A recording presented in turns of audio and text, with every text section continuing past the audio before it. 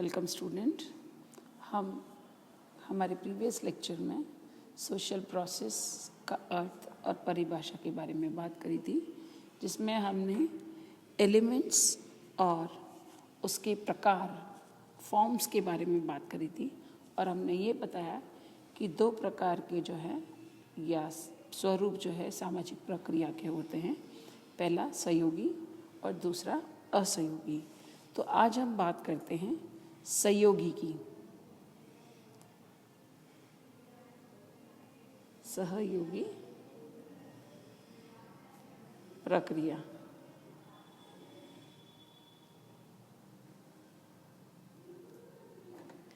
Associative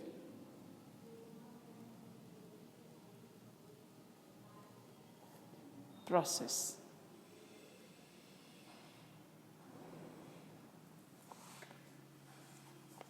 सामाजिक जीवन का मूल स्रोत जो है वह सहयोग करना होता है। नर नारी के सहयोग के बगैर मानव का जन्म लेना संभव नहीं है। जन्म के पश्चात मानव का शैशव काल वह भी इतना लंबा होता है कि वह अपने पैरों पर खड़ा होने तक के लिए उसे माता पिता या अन्य अभिभावकों के स्नेह भरे संरक्षण की आवश्यकता होती है। मानव प्रकृति के बारे में यह कहावत है कि मानव केवल रोटी के सहारे जीवित नहीं रह सकता। इसके लिए आवश्यक है प्यार, सम्मान, उसकी उपलब्धियों की अन्य द्वारा स्वीकृति। समाज चिंतकों जैसे हॉब्स की विचारधारा यह है कि मनुष्य आदिकाल में पशु था, वह भी जंगली पशुओं की तरह न केवल अन्य पशुओं से वरन आपस में भी खूनी लड़ाई लड़ने में लगा रहता था। प्राचीन आदि मानव, जैसे मैंने आपको एक इनिशियली जब मीनिंग ऑफ सोशियोलॉजी पढ़ा रही थी तो मैंने आपको एग्जाम्पल दिया था सीरियल मोगली भेड़िए के बारे में भी। तो मनुष्य जो है एक जंगली जानवर जो जंगलों में रहता था, उसका बिहेवियर भी उसी प्रकार का था। परंतु आज सोरोकिन और एरिक फ्रॉम जैसे जो मनोविश्लेषण वैज्ञानिक जो हैं, उनका अनुसंधान से यह सिद्ध हुआ है कि मानव के बारे में यह धारणा निराधार और असत्य है। वास्तव में मानव की असली भूख प्रेम और उसकी प्रकृति सहयोग करना है। इसलिए मानव शास्त्रियों ने या समाजशास्त्रियों ने सभी प्रकार के समाज में सहयोग की प्रक्रिया का गहन अध्ययन करना प्रारंभ कर दिया था। सामाजिक जीवन की नींव सहयोग के बगैर नहीं रखी जा सकती, क्योंकि दो या दो से अधिक व्यक्तियों अथवा समूहों के मध्य जो सहयोग की भावना से ही संबंधों की स्थापना होती है। परिवार में राष्ट्रीय और अंतर्राष्ट्रीय स्तर तक सहयोग का समान महत्व है। समाज में सर्वत्र सहयोग के दर्शन होते हैं। सहयोग द्वारा व्यक्ति के सामान्य हितों की प्राप्ति का प्रयास किया जाता है। तो एक तरह से हम कहें कि बिना सहयोग के या सहयोग व्यक्तियों द्वारा लक्ष्य की प्राप्ति के लिए किए जाने वाले सामूहिक प्रयास की प्रक्रिया है। इसमें व्यक्ति समान उद्देश्य के लिए साथ साथ कार्य करते हैं। इस प्रक्रिया को हम एक उदाहरण के रूप से यदि समझना चाहें तो भारत की क्रिकेट टीम शारजा कप में भाग लेने जा रही है, तो पूरी टीम के खिलाड़ियों का लक्ष्य समान है। प्रतियोगिता में अन्य टीमों को पराजित करके कप जीतना उसका लक्ष्य है। तो पूरी टीम की जो है हर व्यक्ति की कड़ी मेहनत, निष्ठा, शक्ति और मिलजुल कर खेलना है। ऐसा नहीं कि मुझे रन बनाना है तो मैं ही करूँगा, या मुझे अपना कोई टारगेट जैसे 1000 रन बनाने का अगर मेरा टारगेट है तो मैं अपने टारगेट के लिए काम करूं। वो टीम को जिताने का कार्य करते हैं। उनकी यही प्रक्रिया सहयोग या सहयोगी प्रक्रिया कही जाती है। टीम के खिलाड़ी भी आपस में सहयोग कर इसी लक्ष्य की प्राप्ति करते हैं। जैसे एक और एग्जाम्पल यदि हम दें तो एक परिवार के सदस्य का उद्देश्य यही होता है कि उसका परिवार सुखी व समृद्धशाली हो। इस लक्ष्य की प्राप्ति के लिए परिवार के सभी सदस्य संयुक्त रूप से प्रयास करते हैं और यह सहयोग का एक बहुत इम्पॉर्टेंट, स्पेशली जब हम भारतीय समाज की बात करते हैं तो भारतीय समाज में हमारे यहाँ संयुक्त परिवार होते हैं, वृहद परिवार होते हैं, एक्सटेंडेड फैमिलीज होती हैं। उदाहरण है, एक इम्पॉर्टेंट बात यह है कि सहयोग की प्रक्रिया में लक्ष्य ऐसा होता है कि उसे प्राप्त करने के लिए प्रयत्नशील समूह के सदस्य उसे अलग अलग नहीं बांट सकते हैं। उसे तो संयुक्त रूप से ही प्राप्त किया जा सकता है। या तो लक्ष्य की प्राप्ति के लिए सभी सदस्यों को होगी या फिर किसी को भी जो है उसकी प्राप्ति के लिए आवश्यकता उसकी नहीं होगी। तो जैसा आपने देखा होगा कि मैंने अभी आपको एग्जाम्पल टीम का और परिवार का दिया, तो व्यक्तिगत रूप से लक्ष्य की प्राप्ति एक व्यक्ति नहीं करता है।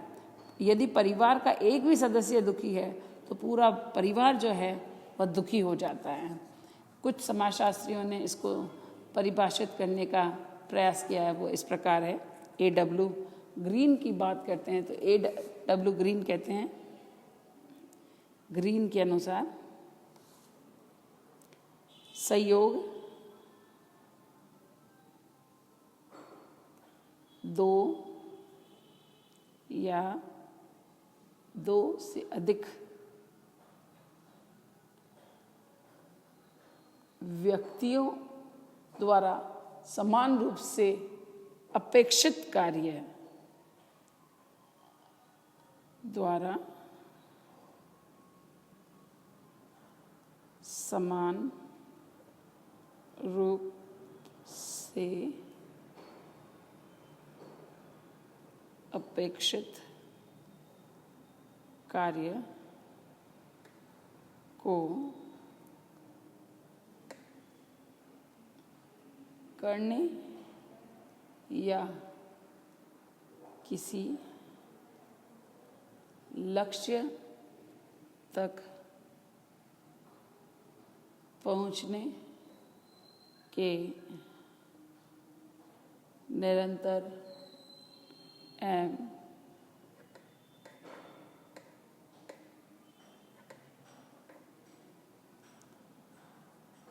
सामूहिक प्रयास है।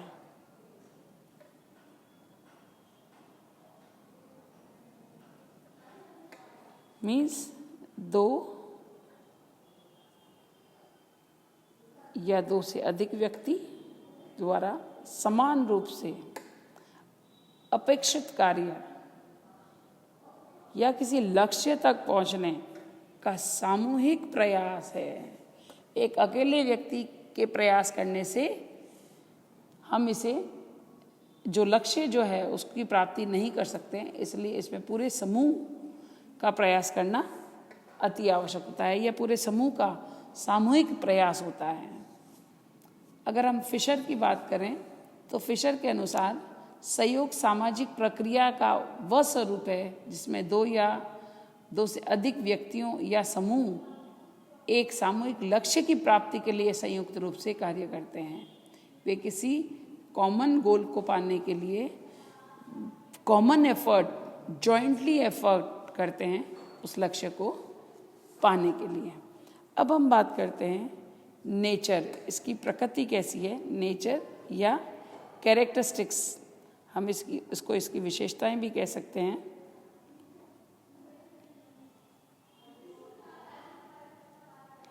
कैरेक्टरिस्टिक्स ऑफ कॉपरेशन, सहयोग, क्योंकि ये डिसएसोसिएटिव प्रोसेस नहीं, ये क्या है, एसोसिएटिव प्रोसेस है। तो एसोसिएटिव प्रोसेस सबसे इम्पॉर्टेंट चीज़ जो है उसमें यह है कि सहयोग की प्रक्रिया क्या है, कोऑपरेशन की प्रक्रिया क्या है, कोऑपरेशन। ये एसोसिएटिव अब हम इसकी विशेषताएं के बारे में बात करते हैं कोऑपरेशन की, कि सहयोग एक सार्वभौमिक प्रक्रिया है। क्या है ये? सार्वभौमिक प्रक्रिया।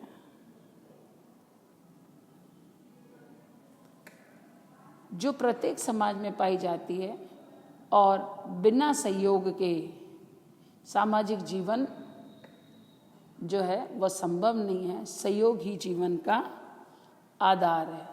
दूसरा ये सतत प्रक्रिया है, ये कंटिन्यूस प्रोसेस है और कंटिन्यूस के साथ साथ ये अचेतन भी है। सतत एवं अचेतन, आपको पता ही नहीं होता है, आप बड़ा सहज अनकॉन्शियसली उसको करते जाते हो। जैसे हम एग्जाम्पल दूँ, श्रम विभाजन को अचेतन सहयोग की प्रक्रिया माना जाता है। इसी भांति चेतन रूप में भी हम सहयोग में सम्मिलित होते हैं। जैसे मैं एग्जाम्पल दूँ आपको, एक महिला सड़क पार कर रही है और हम वहाँ से गुजरते हैं, हमारे मन में ये भावना आती है कि उसे सुरक्षित सड़क के पार पहुँचा दे। यदि हम ऐसा करते हैं तो ये चेतन रूप में सहयोग जो है हम कर रहे हैं। बट हम जो है अनकॉन्शियस की बात करते हैं तो बहुत सारी चीज़ें जो है, जैसे मैंने आपको श्रम का विभाजन बताया, ये हम अचेतन रूप में करते हैं। तो ये सतत के साथ साथ जो है ये चेतन व अचेतन, सतत चेतन एवं अचेतन,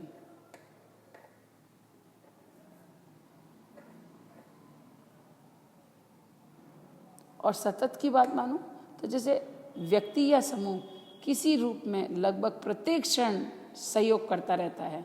जैसे आपने रोड क्रॉस कराने में जो है आपने कराया, सपोज मैं कह रही हूँ, जैसे श्रम विभाजन की बात करूँ तो हम घर में हैं, हमें कोई नहीं कहता है कि आपको ये करना है या ये करना है।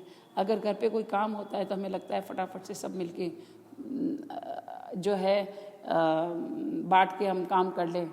तो ये श्रम का विभाजन, या सपोज आपकी फैमिली में है अलग अलग व्यक्ति, जैसे हम कहते हैं ये काम तो मेरे पापा करते हैं, ये काम मेरी मदर करती है। हम ये क्यों कहते हैं? क्योंकि ये श्रम का विभाजन जो है कई बार अचेतन रूप में भी होता है। ठीक है ना। फिर हम बात करते हैं इसके जो कि इम्पॉर्टेंट इसकी कैरेक्टरिस्टिक्स है कि मनुष्य की मनोवैज्ञानिक व सामाजिक आवश्यकताओं सहयोग जो है में निहित है। ये नीड है ये, और नीड भी कैसी? सोशल एंड साइकोलॉजिकल, सामाजिक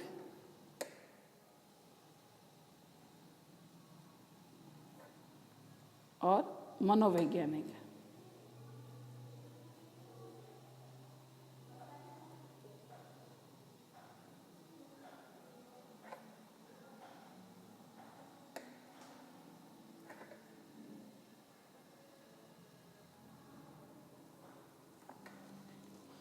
मनोवैज्ञानिक दृष्टि से व्यक्ति बचपन से ही दूसरों पर निर्भर होता है, इसलिए सहयोग प्राप्त करना और उसको एक आदत सी बन जाती है। सामाजिक दृष्टि से उसकी आवश्यकता इसलिए है कि उसके बिना सामाजिक जीवन की कल्पना नहीं की जा सकती है। लड़ने के लिए भी दो पक्षों में तत्परता और सहयोग होना चाहिए। यदि एक पक्ष ने लड़ने से इनकार कर दिया तो लड़ाई भी जो है वह खत्म हो जाती है। लास्ट पॉइंट जो है वह है कि लक्ष्य अविभाजित है, अविभाज्य है या इंडिविजिबल गोल होता है। लक्ष्य इस प्रकार का होता है कि सहयोग की प्रक्रिया में भाग लेने वाले व्यक्ति को उसे अलग अलग आपस में नहीं बांट सकते, वह तो संयुक्त रूप से ही प्राप्त किया जा सकता है। कल हम बात करेंगे टाइप्स और फॉर्म ऑफ कोऑपरेशन की। एसोसिएटिव प्रोसेस का ये एक एग्जाम्पल है, क्योंकि एसोसिएटिव प्रोसेस जो है वह उसमें कोऑपरेशन वेरी इम्पॉर्टेंट है, और कोऑपरेशन के अलावा भी जो है इसमें जो प्रोसेसेस हैं, जैसे एसिमिलेट मतलब सात्मीकरण, और डिसएसोसिएटिव में जो है वो कॉन्फ्लिक्ट, ये प्रकार है।